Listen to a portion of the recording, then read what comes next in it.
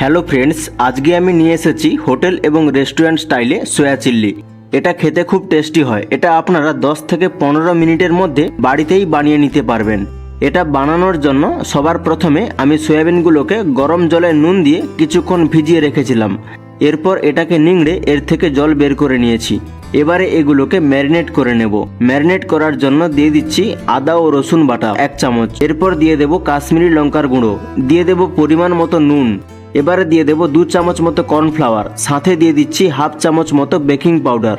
এখানে কর্নফ্লাওয়ার দিলে সয়াবিন এর মধ্যে ক্রাঞ্চি ভাবটা আসে ও বেকিং পাউডার দিলে হালকা হালকা ফুলে যায়। আমি সবগুলোকে ভালো করে মাখিয়ে নিয়েছি। এবারে কিছুক্ষণ রেখে ফ্রাই করে নেব। ফ্রাই করে নেওয়ার জন্য কড়াইতে তেল নিয়ে তেলটা কিছুটা গরম করে নিয়েছি। এবারে সয়াবিনগুলোকে তেলের মধ্যে ছেড়ে দিচ্ছি। গ্যাসের ফ্লেম হাই করে 3 থেকে 4 মিনিট মতো ভেজে নেব। 3 থেকে 4 মিনিট পর দেখতেই পাচ্ছেন সয়াবিনগুলোকে লাল লাল করে ফ্রাই করে নিয়েছি। এবারে এগুলোকে তুলে নেব। এবারে আমি একটা প্যান নিয়ে নিয়েছি ও প্যানের মধ্যে তেল দিয়ে দেব। এখন তেলটা গরম হয়ে গেলে 2 চামচ মতো আদা ও রসুন কুচি দিয়ে দেব। এবারে গ্যাসের ফ্লেম মিডিয়াম রেখে এগুলোকে ভেজে নেব। এগুলোর মধ্যে থেকে কাঁচা গন্ধটা চলে গেলে এবারে দিয়ে দেব কেটে রাখা পেঁয়াজ কুচি ও কাঁচা লঙ্কা কুচি।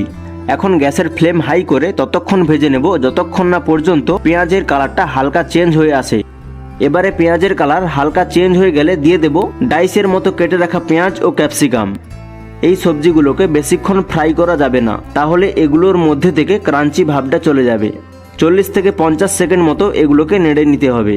এরপর এর মধ্যে দিয়ে দিচ্ছি 2 চামচ মতো ভিনিগার, সাথে দিয়ে দেব 2 চামচ মতো সয়া সস।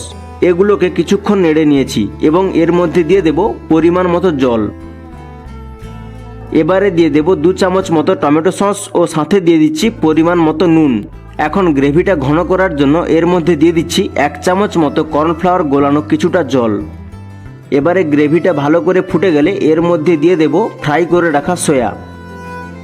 এবারে এগুলোকে 30 থেকে 40 সেকেন্ড মতো হাই ফ্লেমে ভালোভাবে সসের সাথে মিশিয়ে নিতে হবে। ফাইনালি এটাকে আমি ফিনিশ করছি সবুজ সবুজ পেঁয়াজ কলির টুকরো দিয়ে। এবারে এগুলোকে গরম গরম সার্ভ করতে পারেন।